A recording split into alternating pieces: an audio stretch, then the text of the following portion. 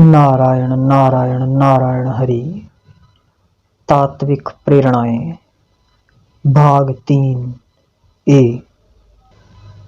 सत्य अगर कर्म से उपलब्ध होता हो अर्थात पुरुषार्थ से, अगर उसे कर्म से ही अर्जित किया जाता हो तो इसका यह अर्थ हुआ कि यह हमारा नित्य स्वभाव नहीं है और जो भी अर्जित किया जाता है वह कभी न कभी बिखर सकता है, कभी न कभी फिर दूर हो सकता है।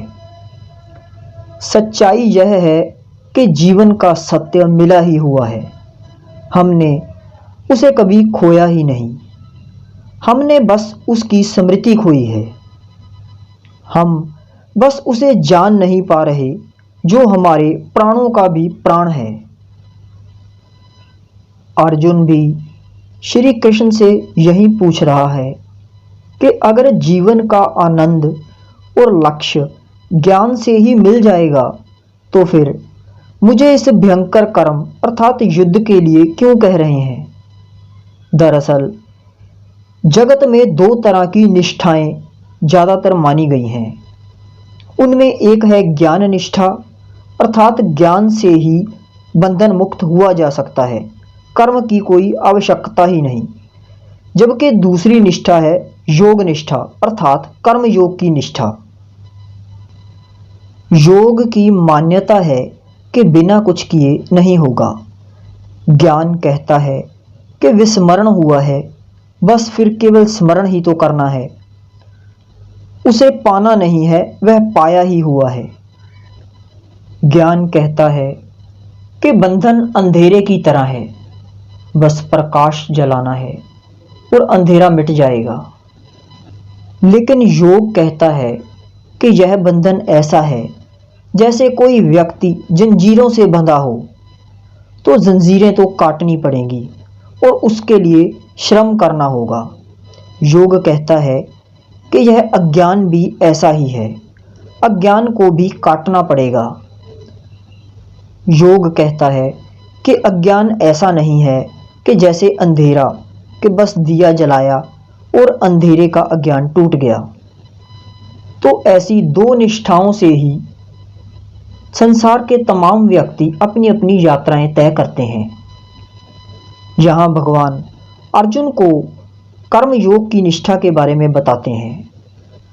दूसरे अध्याय में अर्जुन को पहले भगवान सांख्य योग की बात कहते हैं, लेकिन भगवान देख लेते हैं कि अर्जुन में अभी कोई आत्मज्ञान की प्यास नहीं है। वह तो किसी तरीके से युद्ध से बचना चाहता है, युद्ध से भागना चाहता है, इसलिए तर्क करता है कि अगर ज्ञान इतना श्रेष्ठ है तो मुझे इस भयंकर कर्म में क्यों लगा रहे हो। अर्जुन का जोर इस बात में नहीं कि वह ज्ञान को पा जाए, वह तो इस बात पर जोर दे रहा है कि मुझे युद्ध में क्यों लगाया जा रहा है। वह युद्ध के कर्तव्य से पीछे हटना चाहता है। इस जगत में जो भी हमें ठीक मालूम होता है, क्या वो सच में ठीक होता है या फिर जो हम करना चाहते हैं उसे ठीक बनाने के लिए हम तर्क जुटा लेते हैं। सच्ची बात यह है कि हमें जो भी करना होता है उसे हम ठीक बनाने के लिए अनेक तरह की बातें जुटा लेते हैं। हमें बेईमानी करनी हो तो हम उसके ठीक होने में तर्क जुटा लेंगे। हमें किसी पर क्रोध करना हो तो उसके लिए अनेक बातें जुटा लेंगे। अगर हमें शोषण करना है तो तर्क खोज लेंगे। अगर हमें स्वच्छंद होना है, हमें स्वच्छंदता चाहिए, तो भी हम तर्क खोज लेंगे। जिस भी दिन ज्ञान हो जाता है उस दिन कौन कहे कि मुझे ज्ञान हो गया, क्योंकि उस दिन से मैं भी तो नहीं बचता। ज्ञानवान को संसार की झंझटें कोई झंझट नहीं बल्कि खेल मालूम पड़ने लगती हैं। समझदार व्यक्ति वह नहीं जिसको प्रत्येक प्रश्न का उत्तर मिल जाए, समझदार वह है जिसके सारे प्रश्न ही गिर जाते हैं, क्योंकि कोई प्रश्न पूछने वाला बचता ही नहीं। ज्ञान मौन और शून्य है, वहाँ कोई प्रश्न पैदा ही नहीं होता। ज्ञान हमेशा प्रश्न शून्य है। सांख्य योग की समझ से तो यह जितने भी कर्म हैं एक स्वप्न की तरह ही हैं। सच्ची बात यह है कि सांख्य और कर्म योग में कोई आपस में विरोध नहीं है, लेकिन जो सांख्य को मानने वाले की दिशा है वह कर्म योग की दिशा के प्रतिकूल पड़ती है उसे, और जो योग वाले की दिशा है उसे सांख्य की दिशा प्रतिकूल दिखाई पड़ती है। परंतु यह भी उनकी बुद्धि का, उनकी प्रकृति का ही फर्क होता है। कर्म के लिए बाहर जाना जरूरी है, जबकि ज्ञान के लिए भीतर जाना जरूरी है। कर्म के लिए अपने से बाहर निकलना होगा। कर्मयोगी बाहिर्मुखी के लिए आसान मार्ग है और ज्ञान अंतर्मुखी के लिए। बहिर्मुखी व्यक्ति के लिए धर्म सेवा बन जाता है, अंतर्मुखी के लिए धर्म ध्यान बन जाता है।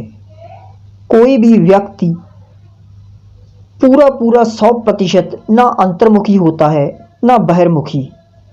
व्यक्ति में दोनों अंश कम ज़्यादा मात्रा में होते हैं। हमारे चित्त में जितना पाप हो, अपराध बोध हो, उतना चित्त डामाडोल रहता है। वह पूर्णता किसी निश्चय की स्थिति में नहीं होता। दरअसल हमें पाप की घटना उतना नहीं सताती जितनी यह बात सताती है कि पाप मैंने किया, अर्थात कर्तापन। किसी दूसरे व्यक्ति को समझाने के लिए जितना किसी बात को उसके सामने सहजता से, शांति से, निर्दोष भाव से कुछ कहा जाए, वह उतना ही उस व्यक्ति के भीतर गहरा उतर जाता है। वह उस व्यक्ति के चित्त पर असर करता है और जितना तीव्रता से, चेष्टा से और आग्रह पूर्वक कहा जाए कोई बात को, वह उतनी ही व्यर्थ हो जाती है, वह उसके भीतर नहीं जा पाती। कर्मों को ना करने से मनुष्य निष्कर्म को प्राप्त नहीं होता और ना ही सब कुछ छोड़कर भाग जाने से भगवत साक्षात्कार को प्राप्त होता है।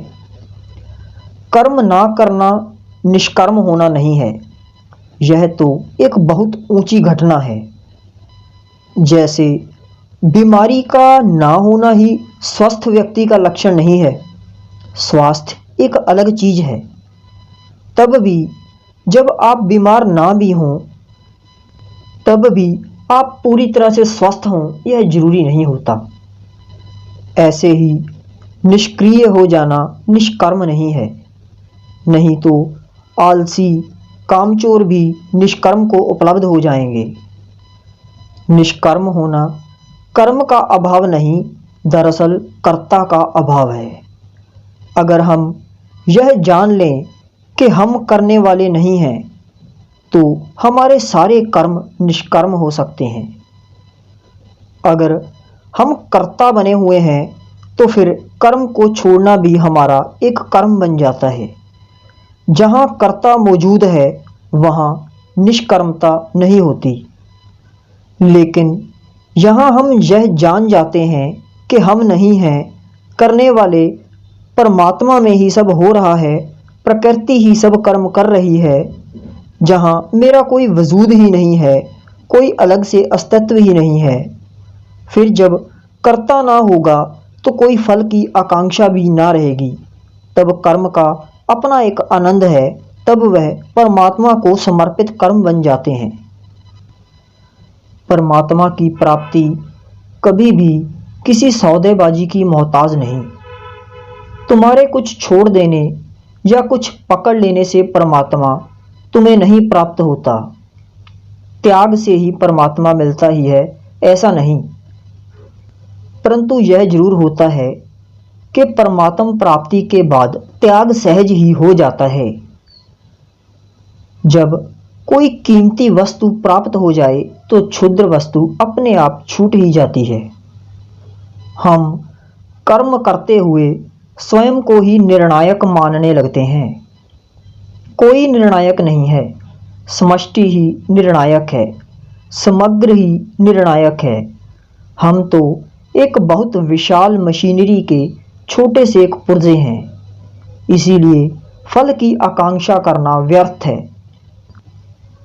जन्म कर्म का प्रारंभ है और मृत्यु कर्म का अंत।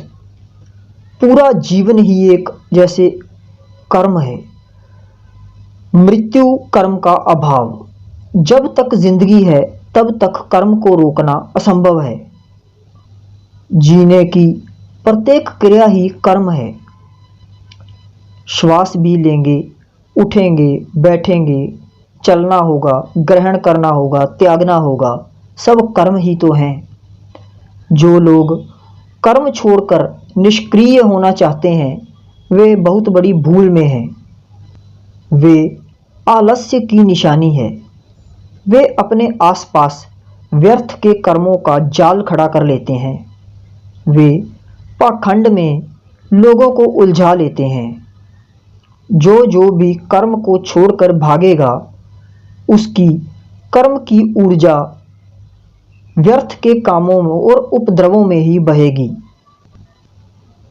कर्म छोड़ने को दो तरह से ले लिया गया। एक तो सन्यासी हो जाओ, सब कर्म छोड़कर निकल जाओ, और दूसरा इतने यंत्र तैयार कर दो, इतनी मशीनें बना दो ऑटोमेटिक कि इंसान को कर्म करने ही ना पड़े। इन दोनों परिस्थितियों ने ही इंसान को खाली करने की कोशिश कर दी। और जब जमीन खाली हो तो व्यर्थ की घास फूस, कांटे झाड़ी पैदा हो जाते हैं। बहुत उपद्रव इसीलिए खड़े हुए हैं क्योंकि कर्म की ऊर्जा तो कुछ करना चाहती है लेकिन हम खाली बैठे हैं। श्री कृष्ण कर्म को नहीं, कर्ता को ही हटा देना चाहते हैं। अगर तुम भीतर गलत हो तो जो भी करोगे वह गलत फलित होगा, और अगर तुम भीतर सही हो तो सही फलित होगा। आत्मा की सबसे बड़ी बीमारी है कि मैं हूँ। आत्मा से जब यह बीमारी विदा हो जाती है, मैं विदा हो जाता हूँ, तो केवल हूँ बच जाता है। मैं का कांटा हमेशा दर्द देता है, दुख देता है, यही कर्ता होकर बैठा है।